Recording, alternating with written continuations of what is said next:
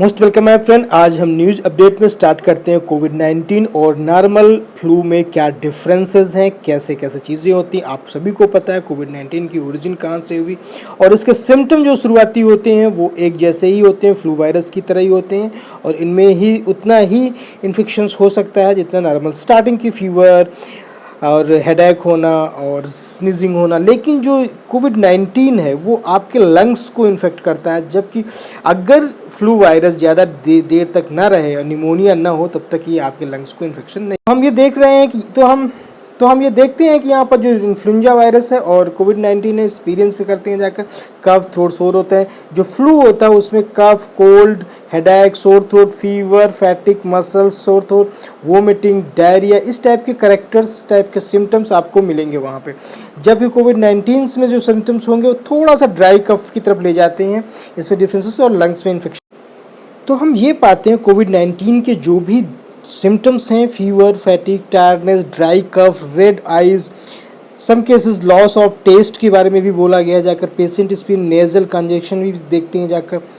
इसमें बहुत सारे सिम्टम्स आपको फ्लू से मिलेंगे और बहुत सारे नहीं, जैसे कि डायरिया भी बहुत से केसेस में रिपोर्टेड किया गया जाकर कि डायरिया भी रिपोर्ट किया गया जाकर इन सब। अब both influenza and led pneumonia lead करते हैं। तो अगर ज़्यादा दिन तक इन्फ्लुएंजा रहा तो निमोनिया आपको लीड करेगा और वहाँ से 4 से 5% होते हैं। सीवियर हो जाने 15% के आसपास, फिर 3% से मोर्टेलिटी रेट होता है। ट्रांसमिशन आप लोगों ने देखा, चाहे इन्फ्लुएंजा वायरस है इसका ड्रॉपलेट के थ्रू ही होगा जाकर, एक पर्सन से दूसरे पर्सन में जिस तरह होता है। इंक्यूबेशन पीरियड डिपेंड करता है आपको किस तरह से किस में जाना है। तो ये एक कुछ ऐसे सिम्टम्स हैं जो डिफ़र करते हैं एक दूसरे से और बहुत से सिम्टम्स मिलते हैं, इसीलिए बोला जाता है जो कोविड-19 है और जो ये। अब आते हैं इंक्यूबेशन पीरियड। मतलब ये होता है अगर किसी इंसान को इन्फेक्शंस हो जाए किसी वायरस का या बैक्टीरिया का, तो वो कितने दिनों बाद वो अपने सिम्टम्स शो करेगा और रिप्लिकेट करने के बाद उसके पहला सिम्टम्स कब आएगा उसे हम बोलते हैं सिम्टम्स को इंक्यूबेशन पीरियड। जबकि इन्फ्लुएंजा में सिर्फ 3 डेज़ का होता है और कोविड-19 में 6 डेज़, 5 से 6 डेज़ माना गया जाकर।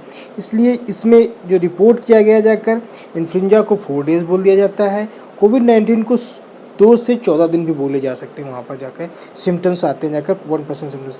अब एक और चीज़ होती है आर फैक्टर बोलते हैं। R0 क्या होता है, मतलब एक इंसान से वो कितने इंसान को इन्फेक्शन कर रहा है जाकर। कोविड-19 2 से 2.5 के आसपास, इन्फ्लुएंजा भी 1 से 2 के आसपास पे रिपोर्ट करता है। तो रिस्क फैक्टर्स भी सिमिलर ही हैं, ज़्यादा उतना नहीं, क्योंकि ये ड्रॉपलेट इन्फेक्शंस है, वायरल इन्फेक्शंस है, सिमिलर ही होता है। लेकिन कोविड-19 थोड़ा डेडली है क्योंकि इसका कोई इलाज नहीं है अभी तक। अब आते हैं हम दूसरी न्यूज़ पर। जो सबसे बड़ी न्यूज़ है कि अभी तक जो रिपोर्ट किया है कोरोना वायरस के 30 स्ट्रेन्स रिपोर्ट किए हैं जाकर पूरे वर्ल्ड में और ये बहुत तेज़ी से म्यूटेट कर रहा है, जिसके कारण हर एक डिफरेंट प्रांत में, डिफरेंट जियोग्राफिकल एरिया में इसके अपने अपने डिफरेंट टाइप के स्ट्रेन्स हो रहे हैं। Virus is more prone changing and mutation compare to DNA. That means RNA है, इसलिए इसका म्यूटेशन रेट ज़्यादा तेज है एज कम्पेयर टू डीएनए की, क्योंकि ये आरएनए वायरसेस है। इस प्रकार से आप हम समझ सकते हैं कि इसका वैक्सीन बनाने में कितनी प्रॉब्लम आ रही है और जो क्योंकि ये म्यूटेशन रेट बहुत हाई है, इस वजह से इसका स्प्रेड रेट भी बहुत हाई है और ये जितनी तेज़ी से किसी भी सिस्टम में, किसी भी इन्वायरमेंट में अपने आप को स्प्रेड करता है, वो डिपेंड करता है कि क्राउडनेस या immune system of the society का कितना तेज़ी से है। इस प्रकार से जैसे लाइक यूरोप में इसका ज़्यादा तेज़ इन्फेक्शन रेट है, अमेरिकन में और भी तेज़ है, as compare to South Asian region में उसका इन्फेक्शन रेट कम।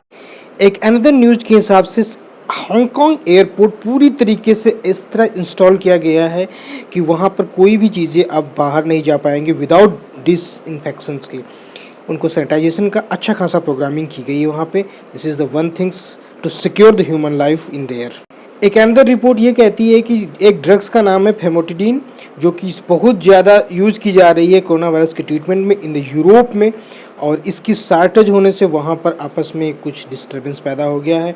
अभी इसके पूरी रिपोर्टेड नहीं है कि इसका क्या इफेक्ट है, कैसे यूज करती है, कैसे डील, लेकिन बस यूरोप में ये रिपोर्टेड किया गया। जो ऑक्सफोर्ड यूनिवर्सिटी ने अभी स्टार्ट किया था एक वैक्सीन्स का ट्रायल ह्यूमन में 6 मंकीज़ पे, जो उन्होंने पहले ट्रायल किया था 16 अप्रैल को, वो सक्सेसफुली हुआ है। उसका बहुत ही अच्छा रिजल्ट आया है, जो कोई ऐसा एक्सपोजर नहीं हुआ है। It is good for these things कि वैक्सीन्स का एक अच्छा ट्रायल चल रहा है। अब आने वाले टाइम में देखते हैं इसका कितना ज़्यादा इफेक्ट ह्यूमन पे जो हुआ है वो सक्सेसफुल होता है।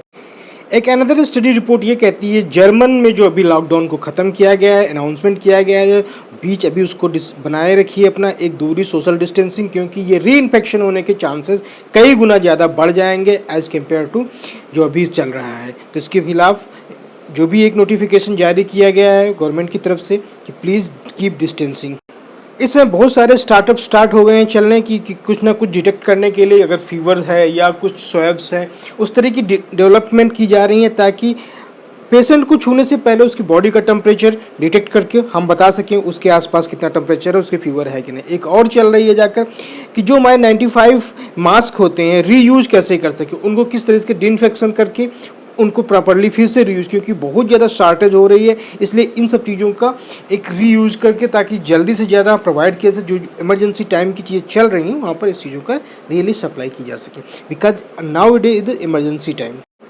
अनदर न्यूज़ ये भी है कि बहुत सारे, जैसे मैंने पहले में बताया, स्टार्टअप चालू हैं आजकल, एक से एक स्टार्टअप हर कोई देश, जैसे जितने भी डेवलपिंग देश हैं या डेवलप्ड देश हैं वो कर रहे हैं, कुछ एंटीवायरल कोटिंग्स कर रहे हैं, जैसे कि हमारे पास कोट या जो भी पहनने के उनको हमसे कैसे कैसे 90 डेज तक कोरोना वायरस या किसी भी टाइप की वायरस से बचाया जा सके, री इन्फेक्शन ना हो से री इन्फेक्शन। और एक चल रहा है जाकर कि नो जो फॉरेंसियल्स इन्फेक्शंस जो स्वैब्स होती है जिससे हम लिया जाता है वो किस तरीके से लो कास्ट में मैन्युफैक्चर की जा सके, ताकि जो अभी शॉर्टेज, क्योंकि इसमें बहुत ज़्यादा शॉर्टेज है पूरे वर्ल्ड में हर चीज़ की, इसको कैसे बचाया जा सके, इस तरह यूजेस किया जा। तो ओवरऑल जो अभी तक डेथ हो चुकी हैं कल के देश में 5133 के आसपास टोटल डेथ जो पूरे अभी तक हो चुकी हैं, 2,16,000 के ऊपर हो चुकी हैं। न्यू केसेस कल रिपोर्ट हुए 61,000।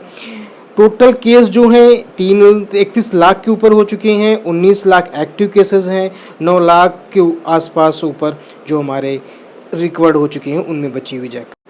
तो हम आते हैं अब पूरे वर्ल्ड वाइड में कोरोना वायरस का इन्फेक्शन कितना चल रहा है, कितनी डेथ्स हो चुकी हैं, कितना रिपोर्टेड है, रिकवर हुआ जाकर परसेंटेज अगर देखते हैं, इनको सारा कंपेयर कर हम इंडिया में करते हैं, आपको ऑलरेडी पता हो चुका है 31 लाख के ऊपर वहाँ हो चुका है, अब इंडिया में 31,000 पार कर चुका है, 1000 डेथ रेट हो चुकी है, काफ़ी तेज़ी से बढ़ रहा है, रिकवर इतना हो गया।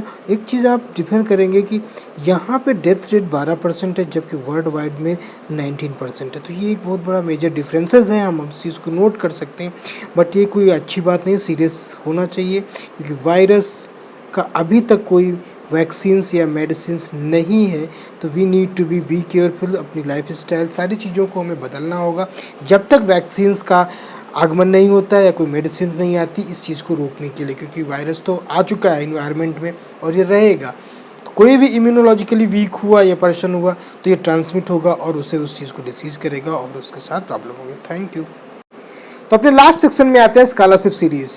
स्कॉलरशिप में आज चलते हैं स्कॉटलैंड स्कॉलरशिप में, जो स्कॉटलैंड में जितनी भी यूनिवर्सिटीज़ पाई जाती हैं उन सब के लिए स्कॉटलैंड गवर्नमेंट एक स्पेशल टाइप की स्कॉलरशिप रिलीज करती है, 50 अवार्ड्स की है। अब इन कंट्रीज़ के लिए जहाँ के एप्लीकेंट हो, Canada, China, India, Japan, Pakistan, USA, जैसे ये मैप में दिखाया गया, वहाँ के स्टूडेंट्स को अप्लाई कर सकते हैं। उसकी लास्ट डेट 31 जुलाई तक है। आप अगर यूनिवर्सिटी में एप्लीकेशन करना चाहें करिए और वहाँ से ऑफर लेटर के बाद इस स्कॉलरशिप को आप पास करते हैं, बहुत ही अच्छी है। Definitely you will apply for this if you want to go for the UK higher study के लिए, तो यहाँ पर ये स्कॉलरशिप काफ़ी अच्छी है। नेक्स्ट चीज़ ये दोस्तों, अब हम नेक्स्ट सीरीज़ ला रहे हैं वायरस के जितने भी वायरस होते हैं उनके बारे में एक एक करके एक्सप्लेन करेंगे, उनके वीडियोस बनाएंगे, उनकी स्टडी करते हैं और उनका क्या रोल ऑफ एक्शन है, म्यूटेशनल चीज़ें, वो सारा एक एक वीडियोस में लेके आएंगे। नेक्स्ट सीरीज़ वायरस की चलेगी और ये न्यूज़ अपडेट चलता रहेगा। Thank you so much.